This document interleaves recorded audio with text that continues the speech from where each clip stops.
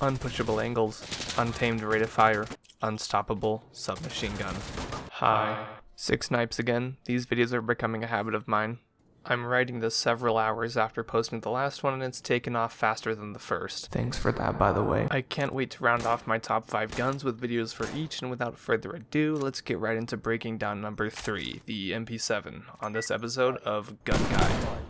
The MP or Maschinenpistole 7 is a German brand Heckler & Koch built submachine gun designed for a new age of war. It was produced with a new, more streamlined caliber designed in part to combat increased body armor technology as well as replace the rapidly aging MP5 and its far less armor-effective 9mm caliber. This being Insurgency Sandstorm, the quintessential tactical realism shooter, you'd actually expect the devs to recognize this and integrate it as a key feature and facet of the gun.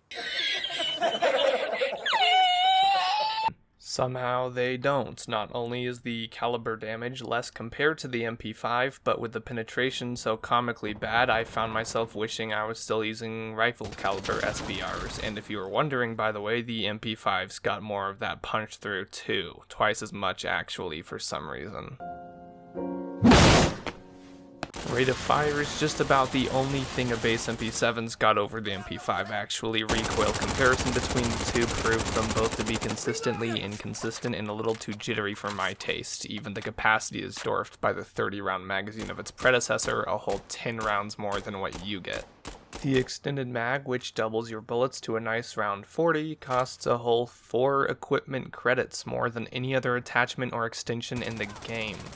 The finer details and minutiae of this weapon may go underappreciated when you realize that any hopes of running a functional primary are tacked to equipping said extended mag, meaning that this is effectively an 8-credit gun. All this complaining, and you're probably asking yourself, why is this gun so far up the list then? Yeah, they had us the first half, I'm not gonna lie. Well, despite not being the faithful adaptation I'd have wanted out of a game like this, the gun just shreds. Tied with the AS Val, no gun shoots faster than this SMG. Except for the one they put the A10 onto.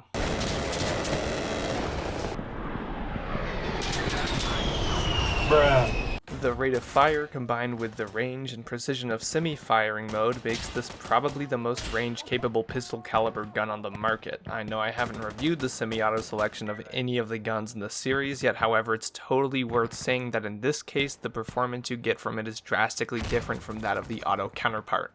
Tap firing at enemies from across the map is startlingly effective, and switching my mode whenever entering open or closed spaces became second nature. This thing's a workhorse, and time again I can't help but pick it up over the already fabulous breacher alternatives. Actually, in this case, I defer to the resident expert here, Firefly. This is my dad. Whoa! That was my dad. We hop on from time to time and play the currently impossible player versus AI matches that you're all sleeping on. We drive trucks, shoot big guns, but mostly get completely annihilated by the artillery batteries. So tell me, for the video, why is the MP7 your favorite gun? Good, up close gun. Yeah, It's also, you can actually snipe with it if you want. that's true enough. If you're good. Like that kind of just there, but even further, I know you rock a 2x holographic on yours. I do. And That helps with the sniping. I have 100% seen you plink people from like an ungodly distance. Where's this guy? When it comes to loadout, he basically never switches off from the breacher class, and that's because they're the only class with the MP7. Nothing else there really does what it does either. Being a complete meat grinder inside a building and a pocket DMR out proves an invaluable asset that'll cover your team just about anywhere. You won't be good for much else though. A functional MP7 looks at the very least like an extended mag and an optic, and I see a lot of people slapping on suppressors and lasers to support usage of scopes. In other words, you're running heavy on firepower and really light on utilities. Outside of domination, where the equipment stock is higher, normal PvP modes support an incredibly bare-bones MP7 and at the very best a cheaper handgun like the Tariq. Grenades won't be plentiful either. At some point, you'll definitely have to sacrifice what could be an otherwise life-saving or even game-changing material like smokes or flashes, or even a better handgun just to get by. On the plus side though, less stuff means faster movement and better navigation, particularly in the critical first bit of the game where you need to haul it down to an objective before the other team and secure the win for yours. Once you're there, you're as good as unpushable too. This is the smallest gun I've covered yet and most adapted for indoor spaces out of all of them. I know I've called every gun so far a strong defensive pick, but none more so than this. On one final note, it's definitely worth saying that this gun beat out representations of itself in other games, especially Siege, mostly due to its inclusion of one attachment and one attachment alone. Oh my god! This is just ungodly. The 4x optic seems completely overkill, but it's not. On the notoriously open and spawn camper friendly map Tideway, this gun killed. It killed a lot.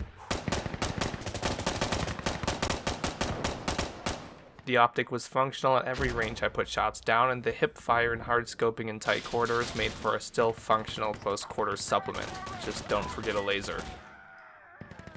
And that just about wraps up my thoughts on this neat little piece. Definitely not my favorite gun in Insurgency, but an incredible addition to any arsenal and competitive for the best CQB gun ever.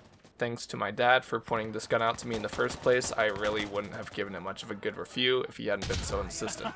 If you like what you saw, be sure to like and subscribe, as I'm going to make as many videos as I can next week. And until then, I've been 6 Snipes, and this is Gun Guy.